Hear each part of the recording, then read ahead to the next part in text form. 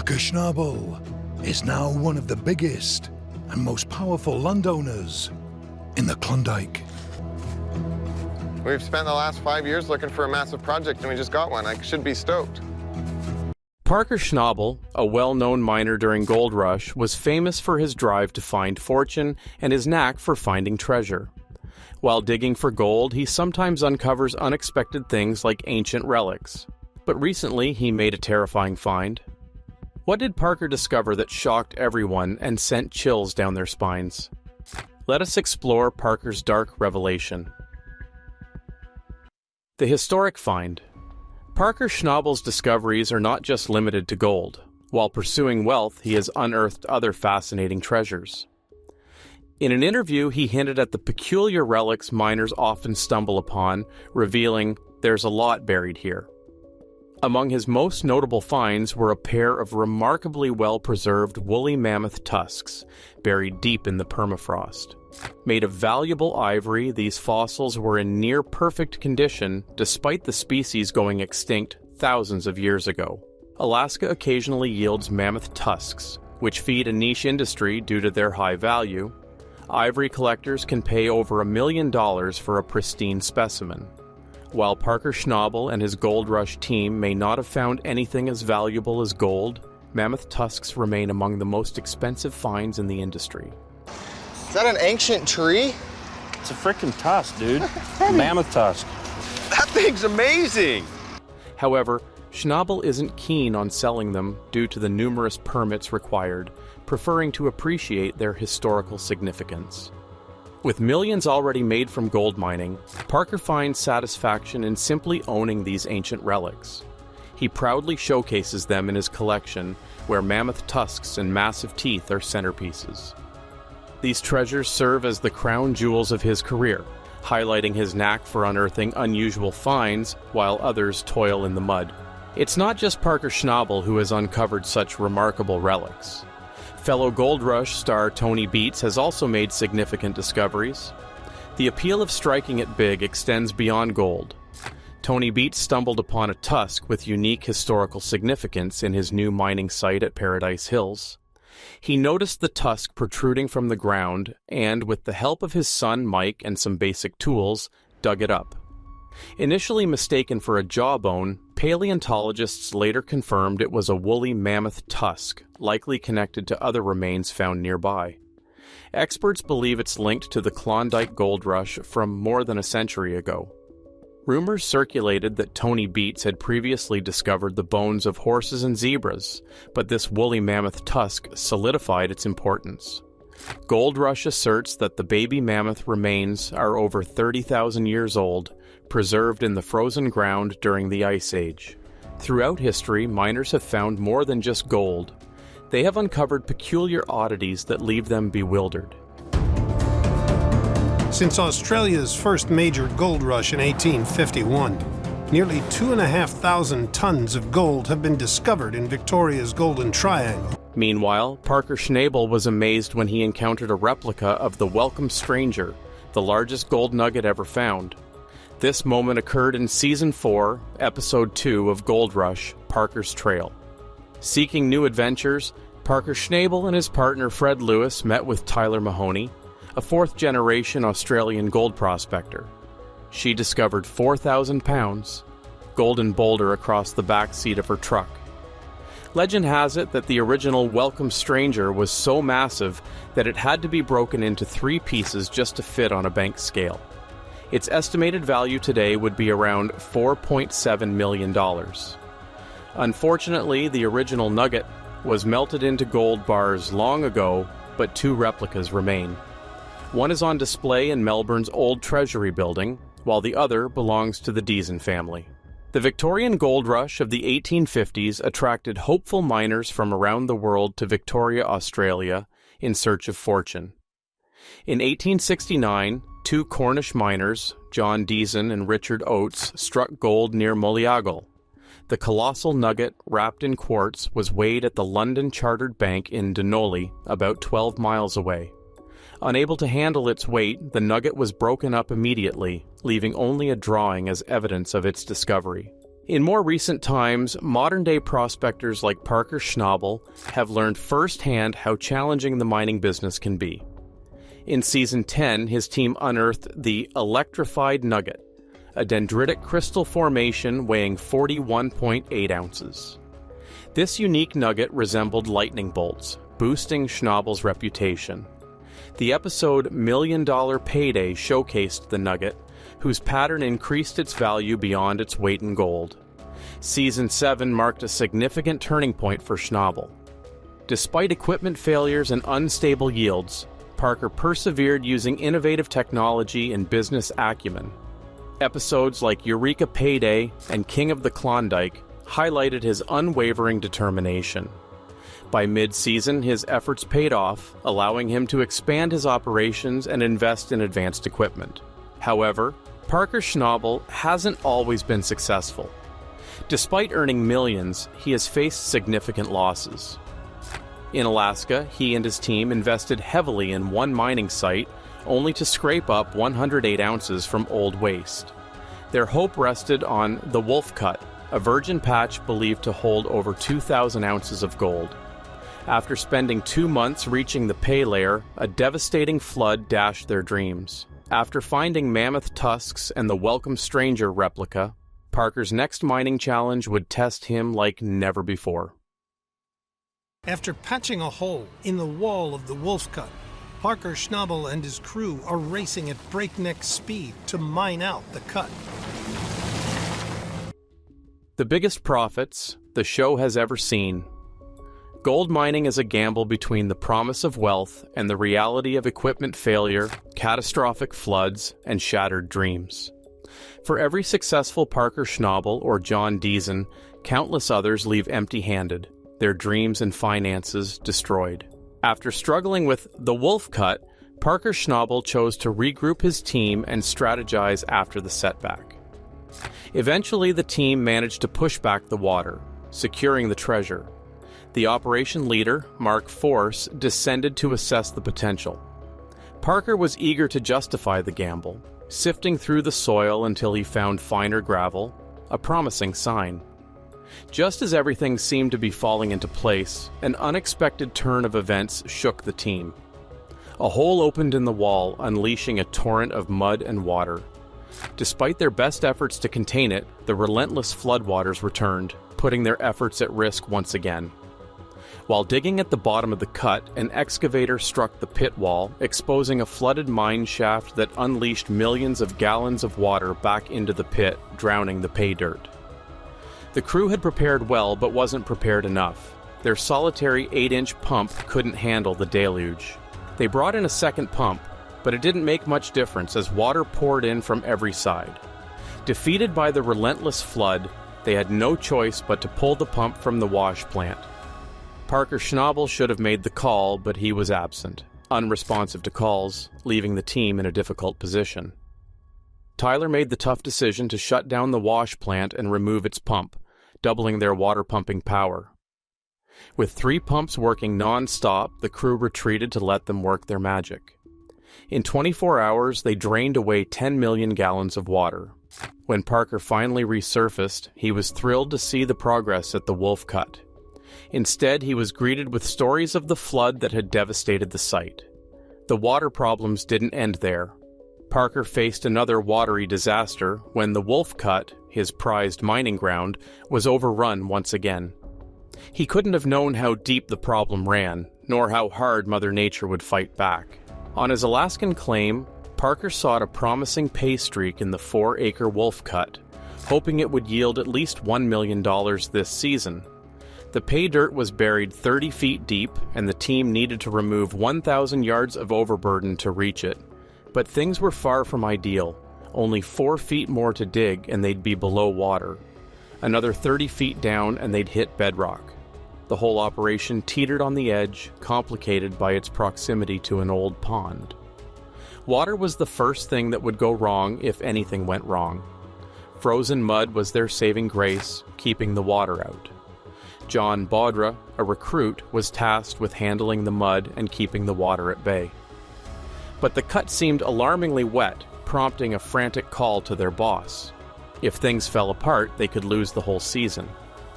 Unfortunately, as more ground opened up, the mud worsened, spreading like an illness. They had barely scratched the surface, cutting out only a fifth of the area.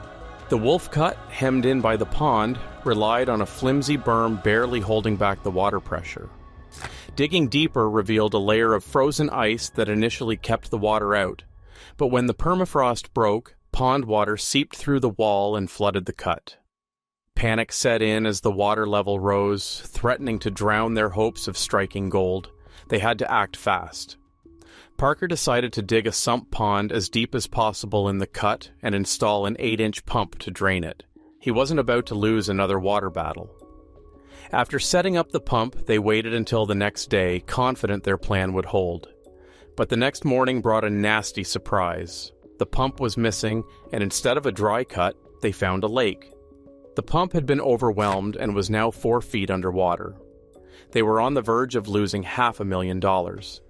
Tyson had to haul out a kayak with a chain from the excavator just to reach the submerged pump. Mark Force, the foreman, discovered debris had clogged the suction filter, causing the water level to rise and engulf the pump. He tore down the engine and made repairs, but the damage was done. Recovering from the Wolf Cut setbacks, Parker's next gold seam promised a fortune, if they could withstand the Klondike's harsh conditions. At Parker Schnabel's Yukon operation, his right-hand man, Mitch Blaschke, is trying to achieve the impossible. Mine out a record-breaking 90 acres of ground in just one season. The $1 million major haul. Not easily discouraged by losses, Parker Schnabel had weathered his fair share of setbacks. Despite everything, he stunned miners and fans alike, closing out a season with $14 million in gold. Parker and his team were on the verge of a game-changing season that could redefine gold mining itself. Yet, every shovel of dirt could make or break their dream. From the moment the season began, the urgency was palpable. Parker worked tirelessly to coordinate his team's efforts to uncover the precious pay streak. The harsh Alaskan conditions tested their mental grit, and faulty equipment only made matters worse. Parker had to meticulously plan each move, balancing the risks and rewards while leading his determined crew through treacherous terrain. Expectations were high, but Parker pressed on, driven by the belief that the Klondike held a fortune that would change their lives forever. Finally, after a long struggle, they struck a rich seam of gold buried beneath the frozen ground. Excitement swept through the camp as they uncovered a massive deposit that could turn the whole season around. The Klondike had finally yielded its treasure after a series of setbacks and dashed dreams. Extracting it from the frozen earth was still a monumental task, but Parker was undaunted. News of their discovery spread like wildfire, attracting attention from supporters and critics alike. Parker and his crew were thrust into the spotlight under intense scrutiny as everyone watched to see how things would play out. The pressure was on, but with a potential $1 million haul on the line, they raced against time as winter closed in. Mining operations accelerated, with heavy machinery tearing into the gold-laden dirt. Their collaboration in the gold room was both amazing and unsettling. They had little time left, but the prize was worth every second. Parker's leadership, honed through years of failures and successes, guided them through the chaos as they worked tirelessly to salvage their season and their dreams. They held onto their loot, with Parker Schnabel declaring, with a mix of pride and shock, that they'd stolen $14 million worth of gold. What's our season total? 8,118 ounces. Nearly $14 million in gold. His team of miners, fans, and skeptics stood in stunned amazement at the incredible feat. This season of Gold Rush would undoubtedly be remembered as one of the best in Klondike history. Parker had pocketed $364,000 in gold after convincing a rookie operator to move Slucifer. Parker, always keen to show off his achievements, reveled in his success. But even with his extensive knowledge, he found himself knee-deep in a quagmire, facing a colossal $15 million debt. Daily costs and relentless repairs loomed over him like a dark cloud, leaving him grasping for a $60 million payday in the Dominion, though fraught with uncertainties. As he admitted his growing anxiety, the unease seeped through him, unsettling his usual steely resolve. He wasn't alone, though.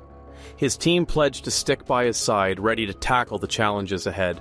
Tyson, with the weight of the world on his shoulders, took on every task to keep the team afloat. He secured mining rights from Ken Tatlow and Stuart Schmidt and started on the daunting job of reviving the operation. But no one expected the first cut to be such a disaster, dragging on much longer than anticipated. As Parker realized the urgency of the situation, the pressure mounted. He had high hopes that Tyson would rise to the occasion. Parker's determination remained unwavering, despite the grueling work of preparing the new site. While getting El Dorado ready, he thought he had plenty of time, but when laying out the new plant pad, he quickly realized he didn't.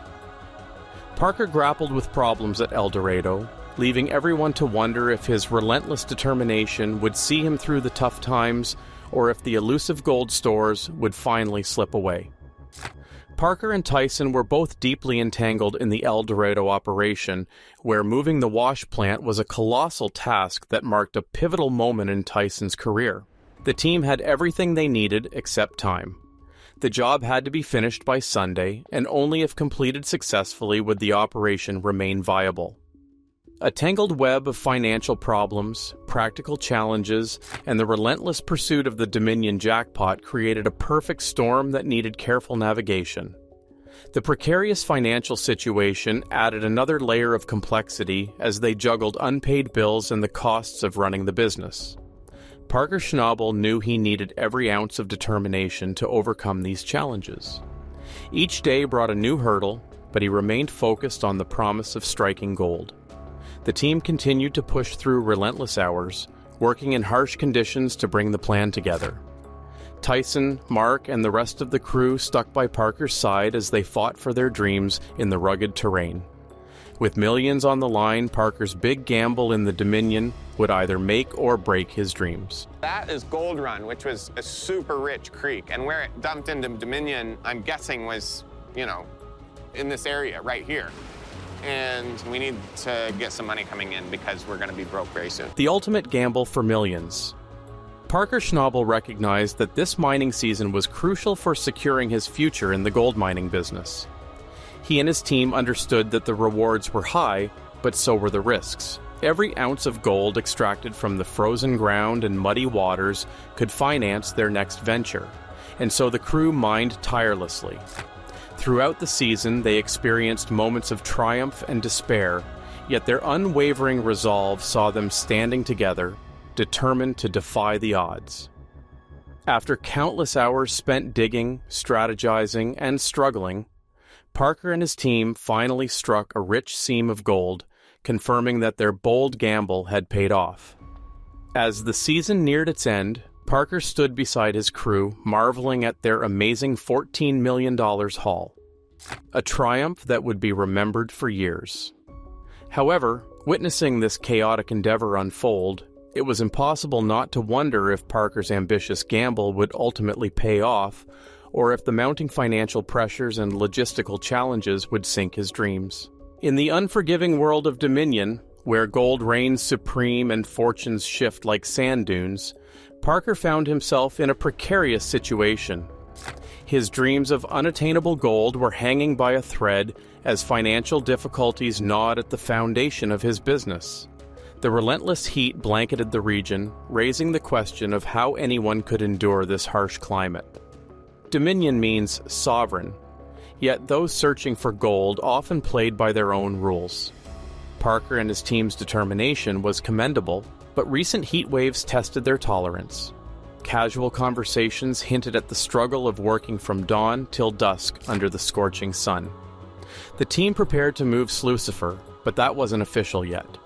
They needed more practice before relocating the operation. Tyson, one of Parker's most trusted crew members, set an ambitious goal to streamline operations.